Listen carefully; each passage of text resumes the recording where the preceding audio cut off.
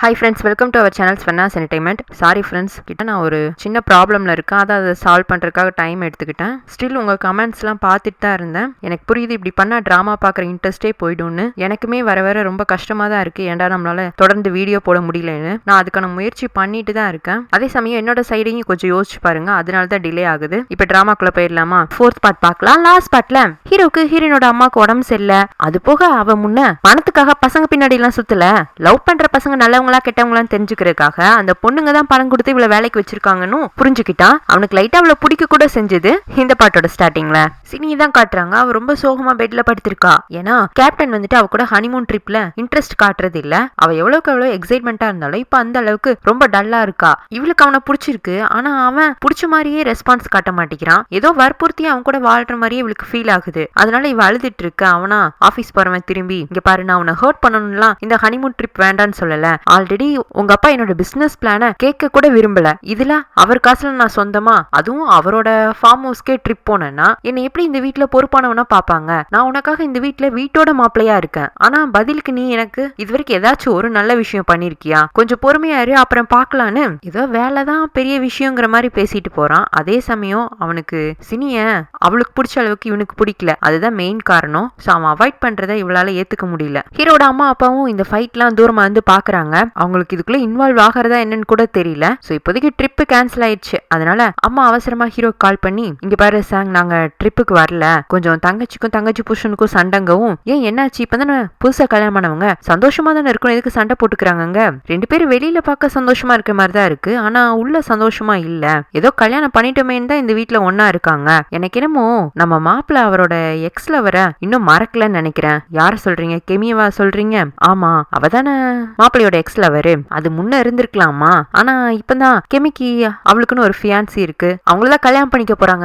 அம்மாவா அப்படி தெரியாத மாதிரியே, நீ என்னடா அந்த பொண்ணுக்கு இவ்ளோ சர்டிபிகேட் கொடுக்குற? உனக்கு அவளை நல்லா தெரியுமா? அவ இப்ப நம்ம ஃபார்ம்ல தான் கொஞ்ச நாளா வேலை செஞ்சுட்டு இருக்கா. ஏன் இந்த விஷயத்த லாயர் அங்கிள் உங்கள்கிட்ட சொல்லலையா? இல்லையே, லாயர் எதுவும் என்கிட்ட சொல்லிக்கலையே. அப்ப கெமி அங்கதான் ஒர்க் பண்றாளா? நல்ல வேலை, ஹனிமூன் ட்ரிப் கேன்சல் ஆனது கூட ஒரு விதத்துல நம்மளுக்கு நல்லதுலதான் முடிஞ்சிருக்கு. சரி, அடுத்து நாங்க அங்க வரும்போது உனக்கு இன்ஃபார்ம் பண்றேன், நீ வேலையை பாருப்பான்னு அவங்க காலை கட் பண்ணிடுறாங்க.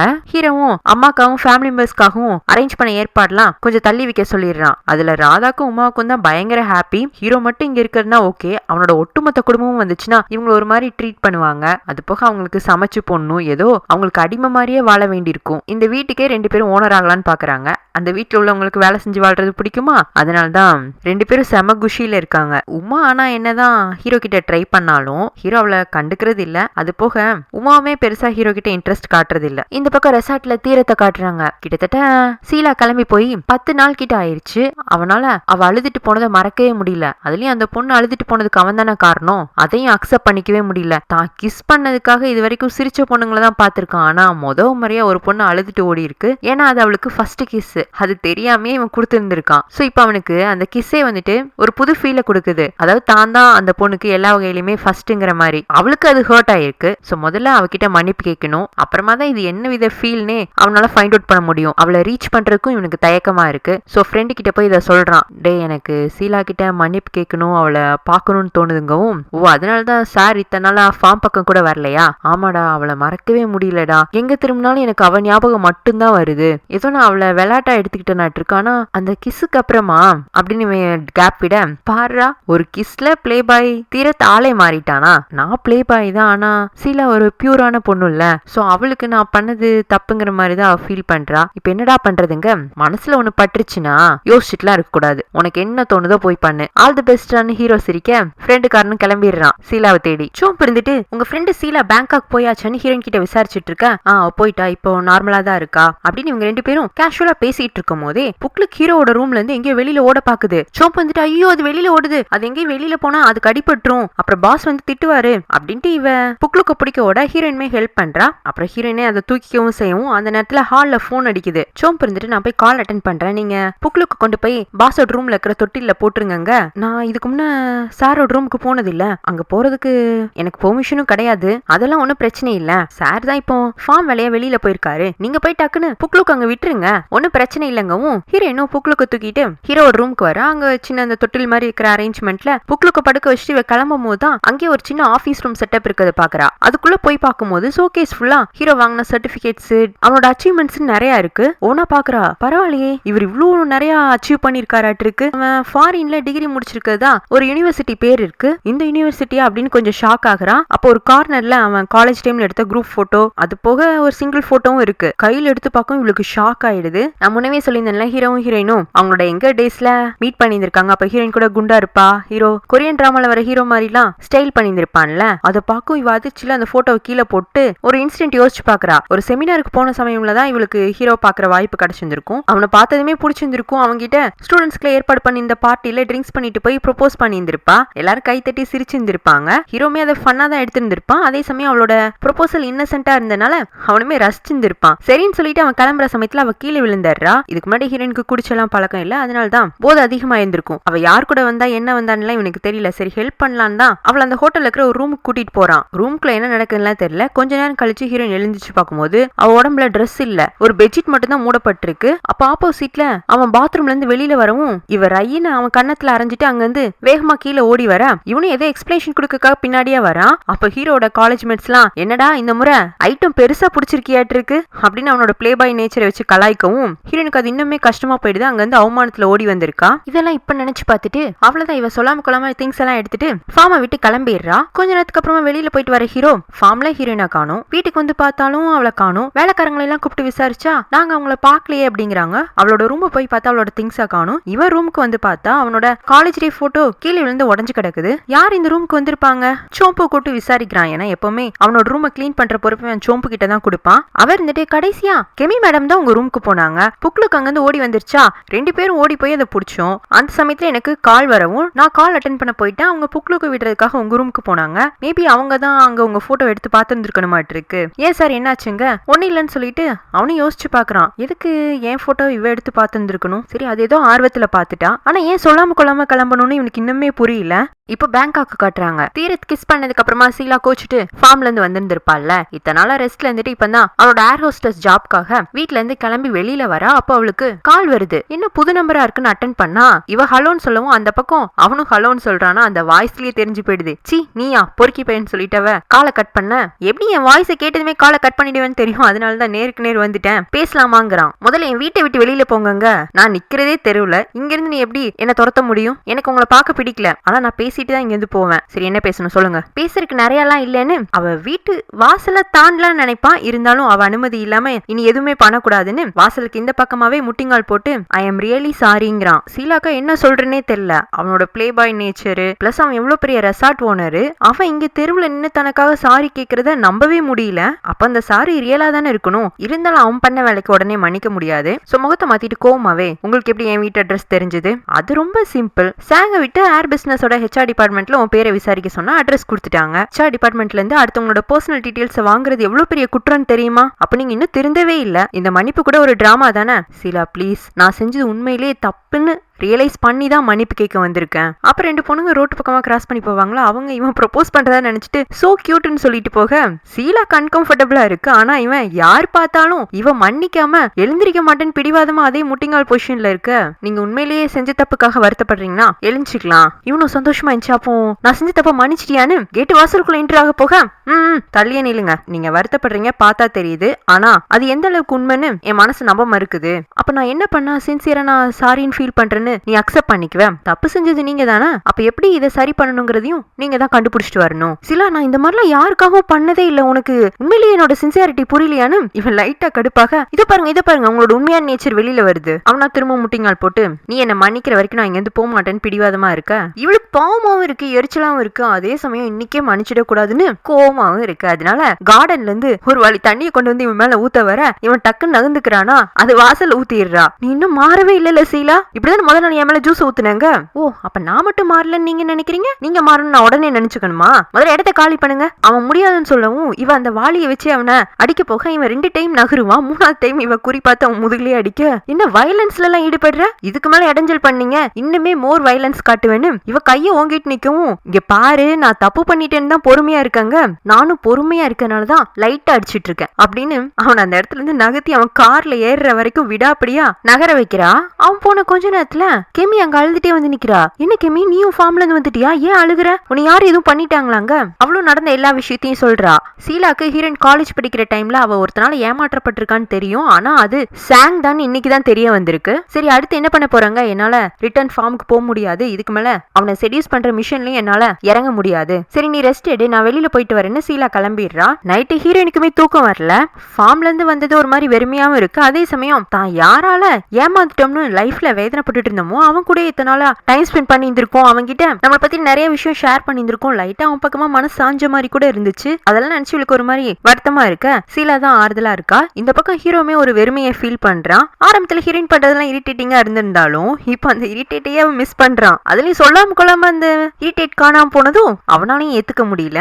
நெக்ஸ்ட் டே மார்னிங் இனிமே இந்த மிஷனை தன்னால தொடர முடியாதுன்னு எல்லா ப்ராசஸையும் முடிச்சுக்கிறதுக்காக ஹீரோட அம்மாவை சந்திக்கிறதுக்காக ஹீரோயின் கிளம்பிடுறா. சீலாவுமே வேலைக்கு போறதுக்காக வெளியில கிளம்பிட்டு கேட்டை சாத்திட்டு இருக்கும்போது அவளுக்கு ஒரு கால் வருது. கேட்டை ஒரு கையில ஓபன் பண்ணிட்டு இருக்கா, ஹேண்ட்பேக்கையும் கையில மாட்டி இருக்கா. கால் பேசிட்டு இருக்கும் போதே அவங்க அந்த பக்கமா ஏதோ ஒரு முக்கியமான டீடைல் சொல்லவும் அதை எழுதுறதுக்காக ஹேண்ட்பேக்ல சின்ன ஒரு டைரி மாதிரி வச்சிருக்கா. அதை எடுத்துட்டு இருக்கும் போது போன் பேச டிஸ்டர்பன்ஸா இருக்கா.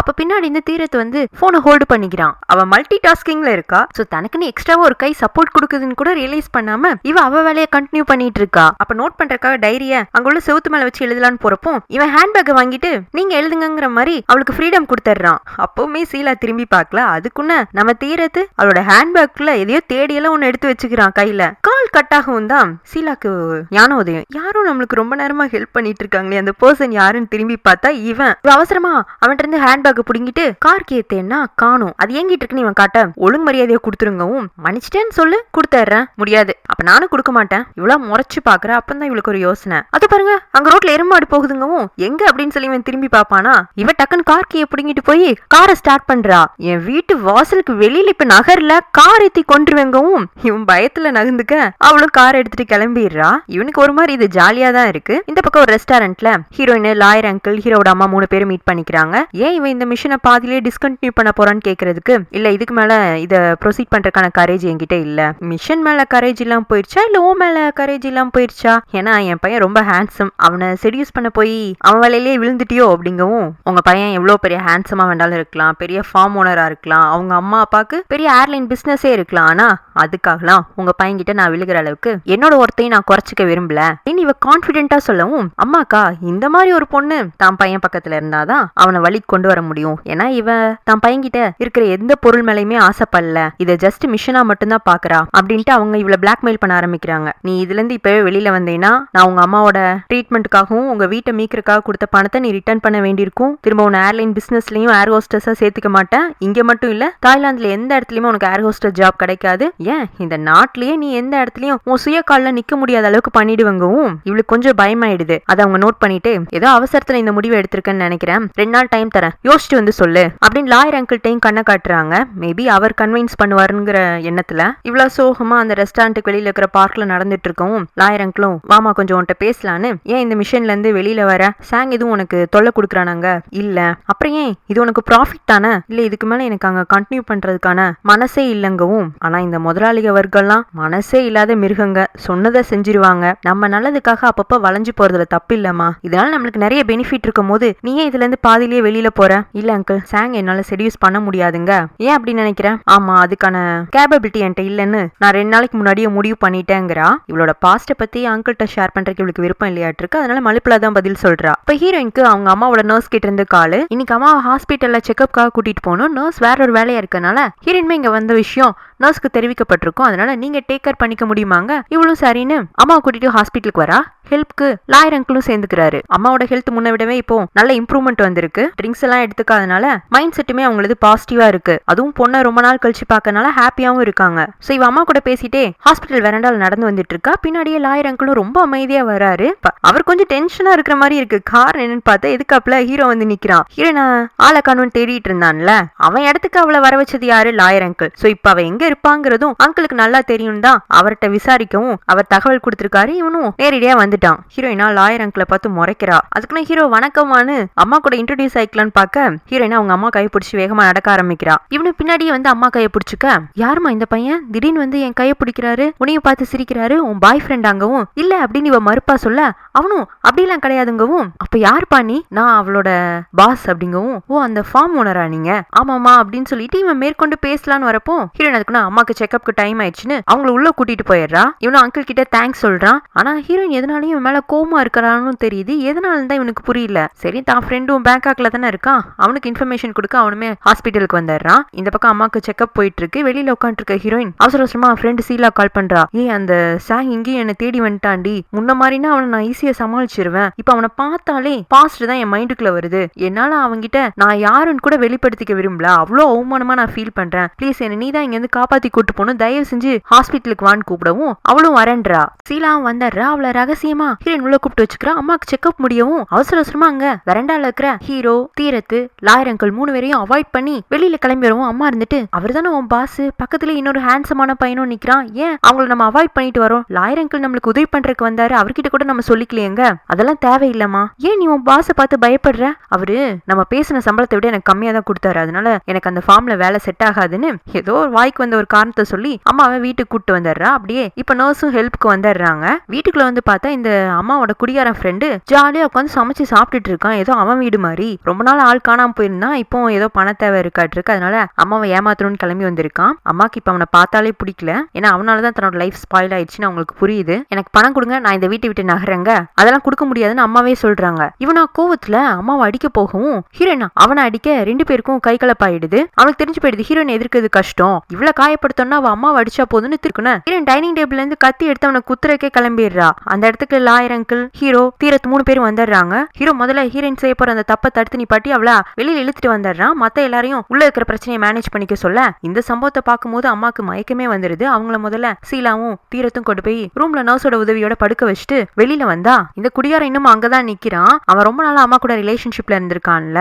சோ உங்களுக்கே தெரியும் தாய் டிராமால மென்னு உமனும் ரொம்ப நாளா ரிலேஷன்ஷிப்ல இருந்தாங்கன்னா உடனே அவங்கள ஹஸ்பண்ட் ஒய்ஃப்னு சொல்லிடுவாங்க. சோ லீகலா இவன் இப்போ அம்மாவோட ஹஸ்பண்டும் தான் இந்த வீட்டுல இருக்க எல்லா உரிமையும் இருக்குன்னு சட்டம்லாம் பேச லாயர் அங்கிளுக்கே என்ன பண்றேன்னு தெரியல. அப்போ சீலா வந்துட்டு ஒழுங்கு மரியாதை இந்த இடத்த காலி பண்ணிடு, உன்னால என் ஃப்ரெண்டு குடும்பத்துக்கு எப்பவும் பிரச்சனையா தான் இருக்கு, யாருமா நீ பொடி பொண்ணு, நீ சொன்னா நான் வெளியில போயிடுவேனான்னு அவன் எகத்தாளமா பேச இவ பக்கத்துல இருக்கிற தீரத்தை கை காட்டி, இது யாருன்னு தெரியுமா, என் பாய் ஃப்ரெண்டு, பெரிய பாடி கார்டு, அவன் அடிச்சா நீ தாங்க மாட்ட, அவன்கிட்ட துப்பாக்கிக்கு லைசன்ஸ்லாம் இருக்கு, உன்னை சுட்டு தள்ளிட்டு போயிட்டே இருப்பான் அப்படின்னு இவ பில்டப் எல்லாம் கொடுக்க தீரத் முதல்ல நானா அப்படிங்கிற மாதிரி அதிர்ச்சி அவன் இருந்தாலும் அவ பாய் ஃப்ரெண்டுன்னு சொன்ன குஷில இவன் பைலோன் மாதிரி கையை இப்படி நீட்டி காட்டுறது, ஏதோ ஜோப்ல கன் இருக்கிற மாதிரிலாம் தொட்டெல்லாம் காட்டுறான். அதுல அந்த குடிகாரன் பயந்து போகவும் எப்படி என்னோட பெர்ஃபார்மன்ஸ்னு தீரத் சீலா மேல கைய போட அவளா மறைக்கிறாளா, உடனே இவன் கை எடுத்துறான். உன்னோட டிராமாவும் முடிஞ்சு போச்சு, நீ கிளம்பலான்னு அவனை வெளியில அனுப்பிச்சுட்டு இவ அம்மாவை டேக் கேர் பண்ண ஆரம்பிச்சுக்கிறா. அவங்களுக்கு திடீர்னு மூச்சு வாங்க ஆரம்பிக்குது. இவ உடனே ஹாஸ்பிட்டலுக்கு நர்ஸை விட்டு இன்ஃபார்ம் பண்ண சொல்றா.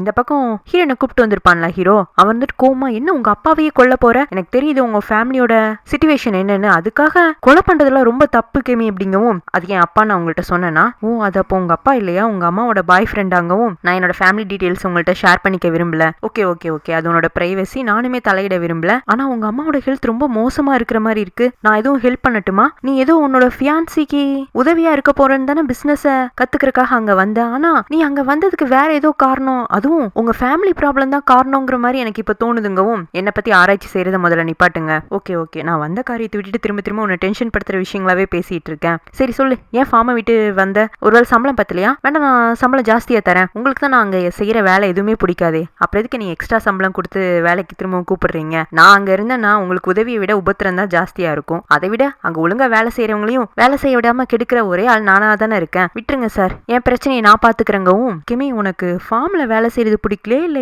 ஏனிய பிடிக்கலையா, நீ பேசுறதெல்லாம் பார்த்தா என் மேல ஏதோ பல வருஷமா வெறுப்பு இருந்த மாதிரியும் அதை இன்னைக்கு மொத்தமா காட்டினுங்கிற நோக்கத்திலேயே பேசுற மாதிரி எனக்கு ஃபீல் ஆகுது, நான் எதுவும் தப்பு பண்ணிட்டேன், நாங்க இவ்வளவு கோவமா என்ன நடந்துச்சுன்னு சொல்ல வருவா, இருந்தாலும் மனசை கண்ட்ரோல் பண்ணிட்டு, இல்ல சார் அப்படிலாம் எதுவும் இல்ல, நீங்க பாத்தீங்கல்ல எங்க அம்மாவோட உடல்நிலை சரியில்லை, அந்த தகவல் கிடைக்கும் தான் நான் அவசரமா ஃபார்ம்ல இருந்து கிளம்பி வந்துட்டேன், முதல்ல என்னோட ப்ராப்ளம் எல்லாம் சரி பண்ணிக்கிறேன், அப்புறமா நான் ஃபார்முக்கு திரும்ப வரதை பத்தி யோசிக்கிறேன்னு இவ வீட்டுக்கு வரவும், அதுக்குன்னு அம்மா ஹாஸ்பிட்டல் கூட்டிட்டு போயிருக்காங்கிற தகவல் கிடைக்குது. இவ அங்க போனா அவங்களுக்கு இன்னொரு செகண்டரி ஆபரேஷன் வேற பண்ணணும், அதுக்கான செலவுமே ஹீரோட அம்மா தான் பொறுப்பேத்துக்கிறதா சொல்லியிருந்திருப்பாங்க. இப்ப இவ இந்த பொசிஷன்ல இருந்து பாதியிலேயே விலகுனா அந்த பணமும் கிடைக்காது. அதை லாயர் அங்கிள் ரிமைண்ட் பண்றாரு. நீங்க சொல்றதெல்லாம் புரியுது, எனக்கு பணம் தேவை, எங்க அம்மா தேவை, இருந்தாலும் என்னால அங்க போக முடியாதே. கெமி, நான் ஒன்னு சொல்லட்டுமா, நீ முன்ன அளவுக்கு கூட மெனக்கட வேண்டாம். இந்த முறை நீ ஃபார்முக்கு போனீங்கன்னா ஈஸியா சாங்க செடியூஸ் பண்ணிடலாம். ஏன் அப்படி சொல்றீங்கும் போது, ஃபாரின்ல இருந்து ரிட்டர்ன் ஆனதுக்கு அப்புறமா சாங் எந்த பொண்ணுங்க பின்னாடியும் சுத்தினதே இல்ல. அவன் ஃபார்ம் உண்டு, அதோட பிசினஸ் உண்டுன்னு தான் இருந்தான். ஆனா முறையா ஓ மேல இன்ட்ரெஸ்ட் காட்டி இவ்வளவு தூரம் வந்திருக்கானா, அவன் ஆல்ரெடி உன்கிட்ட விழுந்துட்டான்னு தான் அர்த்தம். சோ இன்னும் நீ கொஞ்சம் மெனக்கடல் போட்டேன்னா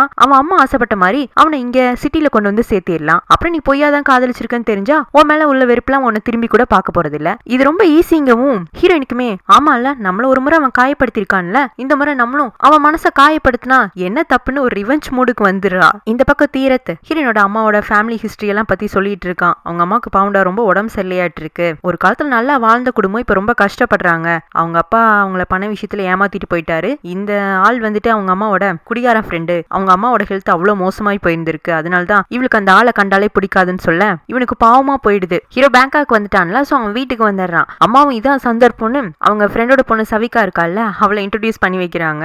ரெண்டு அம்மாக்களும் சேர்ந்து அவங்கள தனியா மீட் பண்றதுக்கு பிரைவேசி ஏற்படுத்தி கொடுக்க ஹீரோக்கு சவிகாவை முன்னே தெரியும். ஏன்னா அவ நிஷாவோட பெஸ்ட் ஃப்ரெண்டு. அடிக்கடி வீட்டுக்கு வந்தப்பெல்லாம் பார்த்திருக்கான். அவளை இப்பவுமே ஒரு தங்கச்சி மாதிரி தான் அவனுக்கு பார்க்க தோணுது. அது அவளுமே புரிஞ்சுட்டு, சாரி அம்மா ஆசைப்படுற மாதிரிலாம் எனக்கு உங்களை கல்யாணம் பண்ணிக்கலாம் இஷ்டம் இல்ல, எனக்கு ஒரு இண்டிபெண்டன்ட் லைஃப் தேவை. சின்ன வயசுல இருந்தே அம்மா அப்பா அவங்க காசு பணம்னு நான் சொகுசா வாழ்ந்துட்டேன். என்னோட நாலேஜ் அப்ளிகபிள் பண்றதுக்கான வாய்ப்பே எனக்கு கிடைக்கல. என்னோட ஆசையெல்லாம் என்னோட அறிவை பயன்படுத்தி நான் கொஞ்ச நாள் சந்தோஷமா வாழணுங்கிறது மட்டும்தான். மற்றபடி இந்த ஃபேமிலி லைஃப்லாம் எனக்கு செட்டில் ஆகுறதுல விருப்பமே கிடையாது. இப்ப அம்மாவோட வற்புறுத்தல் பேர்ல தான் உங்க கூட பேசவே வந்திருக்கேன். ஒருவேளை நான் உங்களை பிடிக்கல, நீங்க என்ன பிடிக்கலன்னு சொல்லிட்டீங்கன்னா உங்களை விட்டுட்டு இதை விட பெரிய சம்பந்தமா பாப்பாங்க. அதை விட நீங்க என் பெஸ்ட் ஃப்ரெண்டோட அண்ணா, என்னோட சிச்சுவேஷனை சொன்னா புரிஞ்சுக்குவீங்கன்னு தான் நான் முன்னவே சொல்லிடுறேன். ப்ளீஸ் அப்படியே என்ன பிடிச்சிருக்க மாதிரியும் என் கூட டேட் பண்ற மாதிரியும் கொஞ்ச நாள் கடத்தி கொண்டு போனீங்கன்னா நான் அதுக்குன்னு என் லைஃபை எப்படி டிரான்ஸ்ஃபார்ம் பண்ணிக்கலாம் அப்படிங்கிற சிந்தனையில இறங்குவேன். இல்லைன்னா எப்ப பார்த்தாலும் வீட்டுல கல்யாணம் பண்ணிக்கோன்னு டார்ச்சர் பண்றாங்கன்னு சொல்லவும் அவனுமே ஃபாரின்ல எல்லாம் படிச்சுட்டு வந்திருக்கான். சோ இவளோட மென்டாலிட்டி என்னன்னு புரிஞ்சுட்டு அவளுக்கு உதவி பண்றதா சொல்றான். ஹீரோட அம்மாவும் இவங்க ரொம்ப நேரமா பேசிக்கிறத பார்த்துட்டு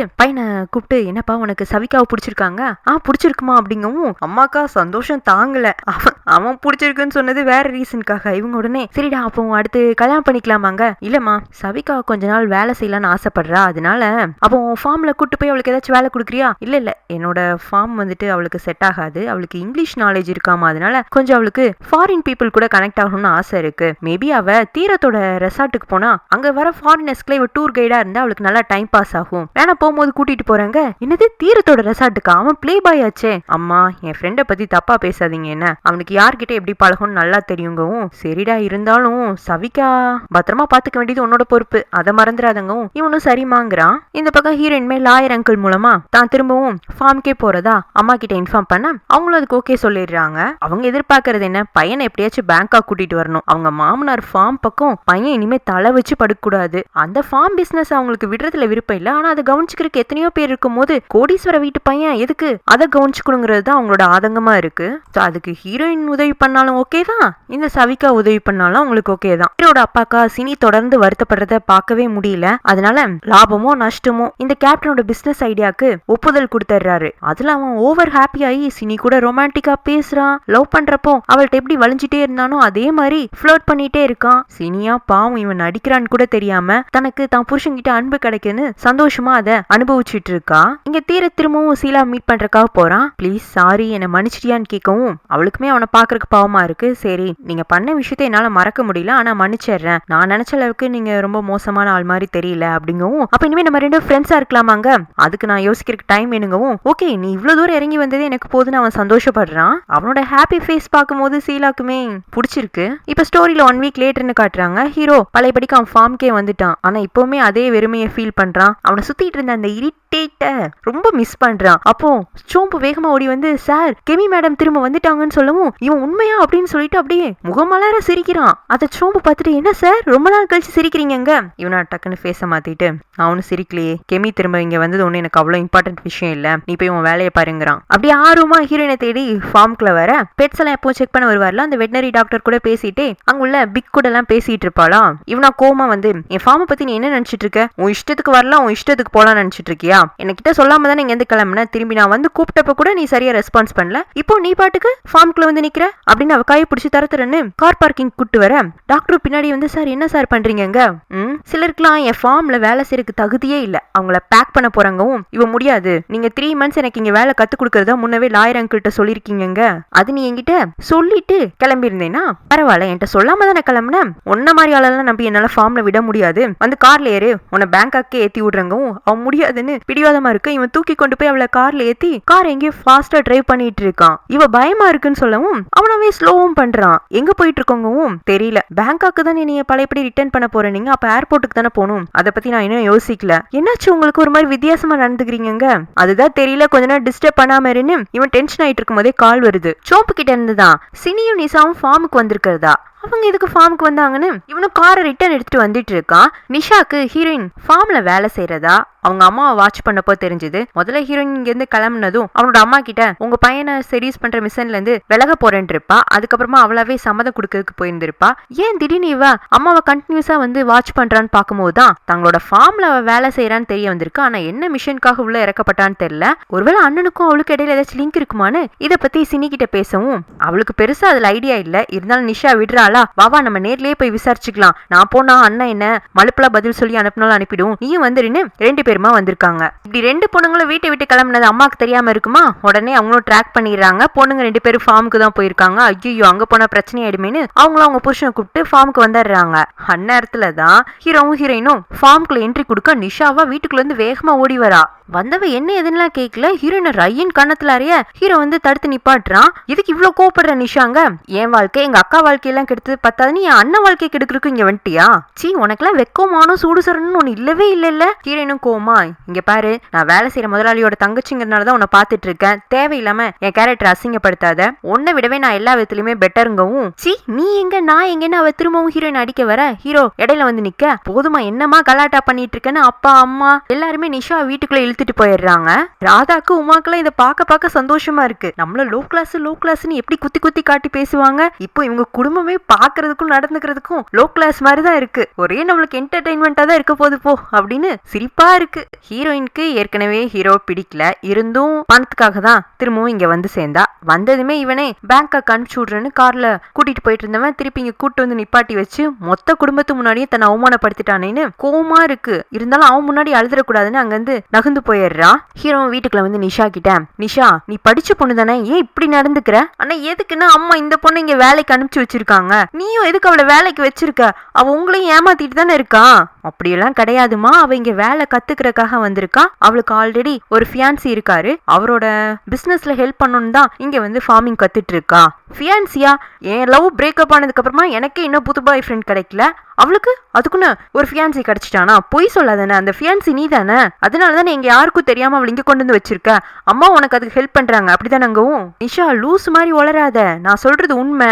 ஓ இப்ப இந்த கெமி உனக்கு நல்லவளா தெரியற, நான் லூசா தெரியறேனா அப்படின்னு அவ இன்னும் அழுதுட்டே வீட்டுக்குள்ள ஓட, அப்பாவா அம்மா கிட்ட, உனக்கு முன்னவே கெமி இங்க வேலை செய்யறான்னு தெரியுமா? இல்லைங்க முன்ன தெரியாது, நம்ம லாயரோட ரிலேட்டிவ் பொண்ணாட்டு இருக்கு அந்த பொண்ணு, அவரோட சிபாரிஸ்ல தான் இங்க ஃபார்ம்ல வேலைக்கு வந்திருந்திருக்கு, எனக்கு ரீசெண்டா தான் தெரிய வந்துச்சு, இடையில இப்ப பேங்காக் வந்தப்பதான் நானும் என்ன ஏதுன்னு கூப்பிட்டு விசாரிச்சேன், கொஞ்ச நாள் அவங்க வேலை கத்துக்க போறதாவும் அவளாவே கிளம்புறதாவும் சொன்னா, நானும் சரின்னு விட்டுட்டேன். ஏமா உனக்கு அவ்வளோ பெரிய மனசா, நம்புற மாதிரியே இல்லையே, ஏங்க நானும் நல்லவதான் அப்படிங்கவும், சரி என்னமோ போ, ஆனா இது ரொம்ப பெரிய பிரச்சனை ஆயிடுச்சு பாரு இன்னைக்கு, சரி பொண்ணை சமாதானப்படுத்தும் 2 பேரும் உள்ள போறாங்க. சினியா அண்ணாவை தனியா கூப்பிட்டு வந்து, அண்ணா உண்மையிலேயே இப்போ கெமிக்கு யாரு கூட என்கேஜ்மெண்ட் ஆயிருச்சா அப்படின்னு ஆர்வமா கேட்க, ஏமா கெமி இன்னமும் ஓ லைஃப் கிடைஞ்சலா இருப்பான், நீ பயப்படுறியா, அந்த அளவுக்கு உனக்கும் ஓ புருஷனுக்குமான ரிலேஷன்ஷிப் வீக்கா இருக்குங்க? இல்ல அப்படி கிடையாது, சும்மா கேட்கலான்னு கேட்டேன், அவளுக்கு ஃபியான்சி இருக்கோ இல்லையோ நீ உன் லவ் மேல பிலீவ் பண்ணு, கண்டிப்பா அது உன் கையில கிடைக்குங்கிறான். ஹீரோட அப்பாக்கு நைட்டு தூக்கம் வரல, அவர் கார்டன் நின்றுட்டு இருக்கவும் அம்மா பின்னாடியே வந்து, ஏன் இன்னொரு ரூம்ல தூங்காம இங்க வந்து நிக்கிறீங்க, நீ எங்க போயிருந்த,